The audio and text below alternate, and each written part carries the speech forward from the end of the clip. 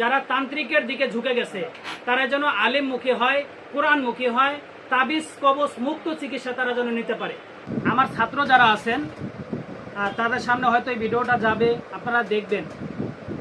আসলে আমি ক্লাস করাই অনলাইনে। আপনাদের মধ্যে থেকে অনেকেই চিন্তা ভাবনা করেন যে অনলাইনে কি এই জিন জাদুর চিকিৎসা শেখা সম্ভব, এই তদবির কি শেখা সম্ভব। তো আলহামদুলিল্লাহ আমারই গত ব্যাচের এক ছাত্র সাইফুল সাহেব, সে এখানে আসছেন, এই রুগী সাইফুল সাহেব নিয়ে আসছেন।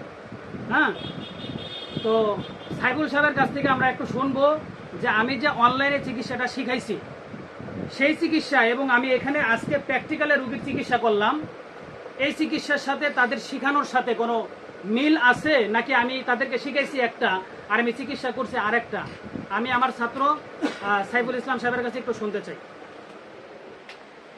আসসালামু আলাইকুম ওয়া রাহমাতুল্লাহি ওয়া বারাকাতুহু। সম্মানিত মুতাবির ভাইরা, তো আমি অনলাইনে ক্লাস করেছি আর এখন প্র্যাকটিক্যালভাবে করলাম।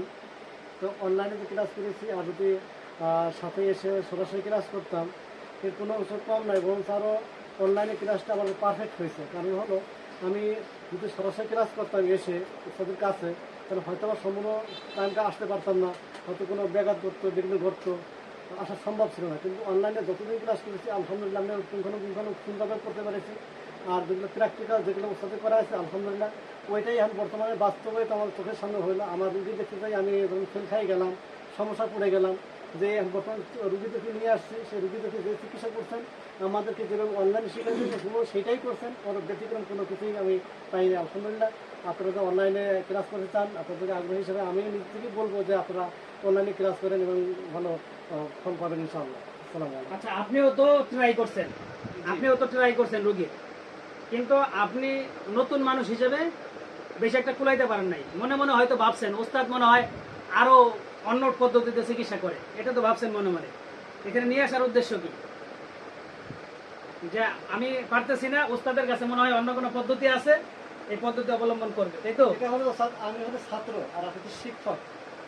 তো যে পদ্ধতি শিখাইছেন, যে কোরআন তেলাওয়াত করেছেন, আয়াত ওই একই আয়াত, কিন্তু আমি তো ছাত্র হিসেবে হয়তো আমার বলার ভঙ্গির ব্যতিক্রম ছিল।